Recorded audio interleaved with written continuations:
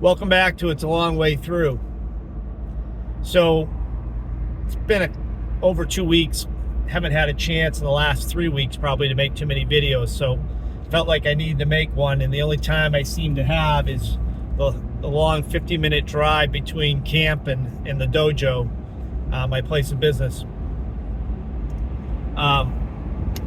Today's video is about where I've turned up, where I've ended up after a divorce and a separation of my wife of 25 years of being with her, and it's interesting. I'm coming. First, let me say this: nothing was easy about this. For anybody that has gone through a divorce, separation, divorce from their wife or husband, especially after decades of being with them, no matter what caused it, a lot of times it's a combination of both parties. Sometimes it's, the main source of it could be one person, one of the two. But either way, it's an ugly thing. And I'm not going to get into exactly, obviously, what happened between my wife and myself. I can tell you this: there was a lot of blame on my end, a lot of blame, and obviously a lot of blame on her end too. There's two sides, there's two sides to everything. But it's been tough. I miss her still. I'll always love her. She's the mother of my two daughters. And I spent almost close to 3 decades with her, 25 years, and that's a long time. But I'm just starting to see some light at the end of the tunnel coming through all this, and I'm not sure exactly where it's all going at this point. Although I know I'm becoming stronger than I ever was.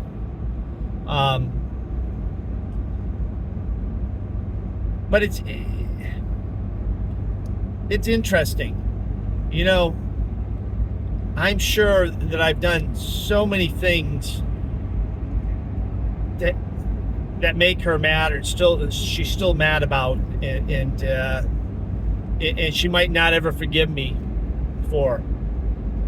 And I know she's done things to me, and things recently that came out that I didn't even realize to the full extent of what she has done to me and said, and caused certain events to take place, certain things to fall apart in me trying to rebuild.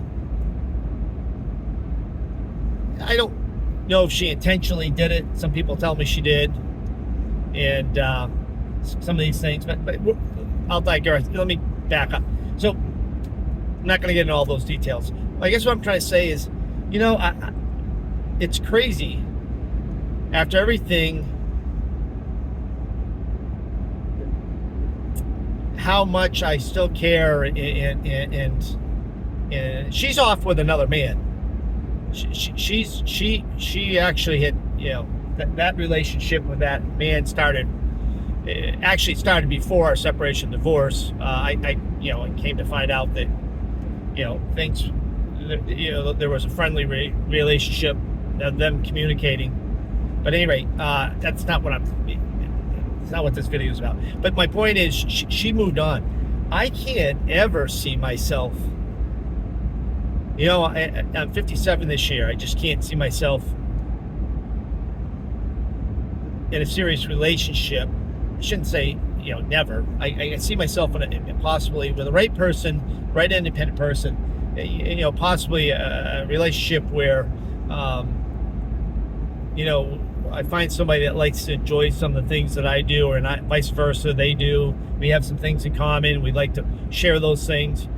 But if it happens, whoever that person ends up being, they need to be independent. They need to be able to take care of themselves.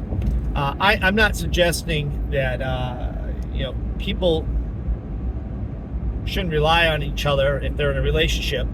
I think it would be nice to be able to rely on feel like I could trust somebody and rely on somebody, because I haven't felt that in a long, long time. I think that would be nice. But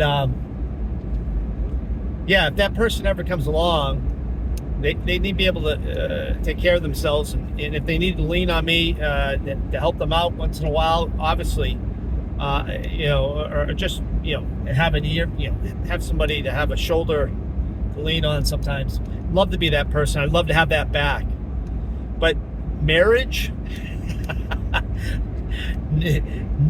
no way in hell. I it blows my mind how many guys and gals that I've talked to over the years, sometimes 3 times they get married. I don't get it. I don't get it. But each to his own.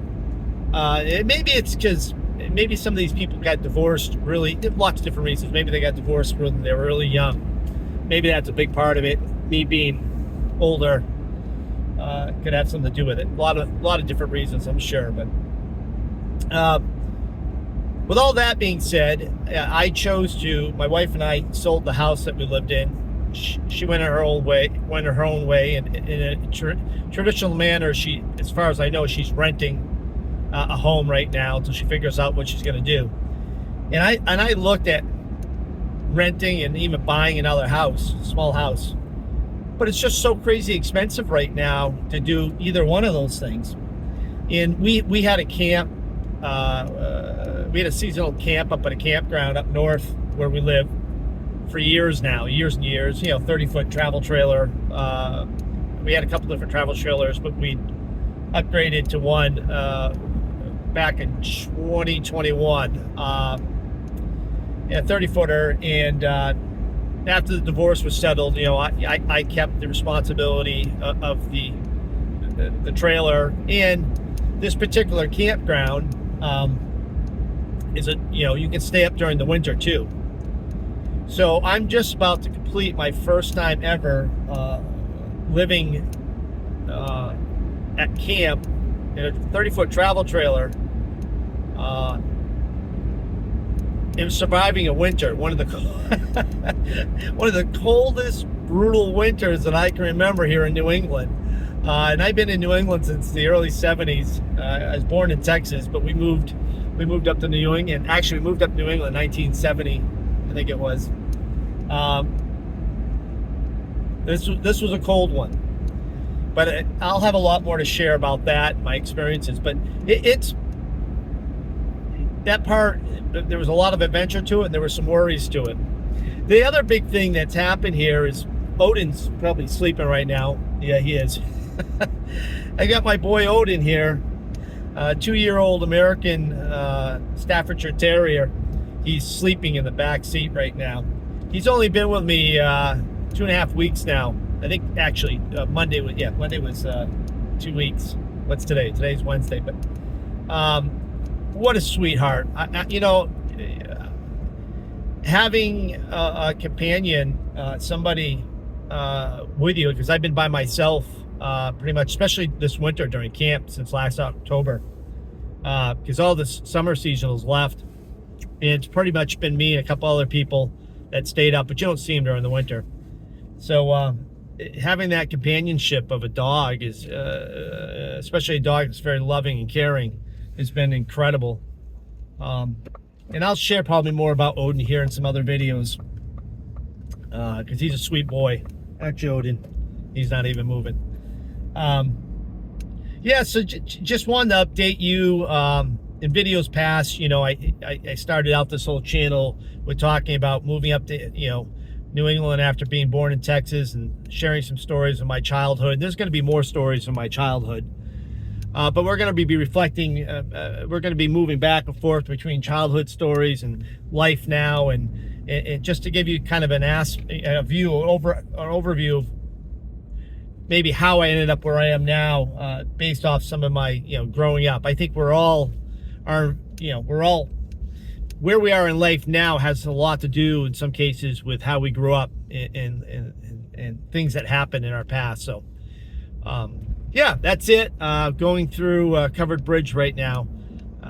one of my favorite covered bridge. I've been going on to this for decades now. But hope you're having a good day. Thanks for stopping and checking out the video. I'll definitely try to get back on sooner here and share some more of my story. Take care. We'll see you soon.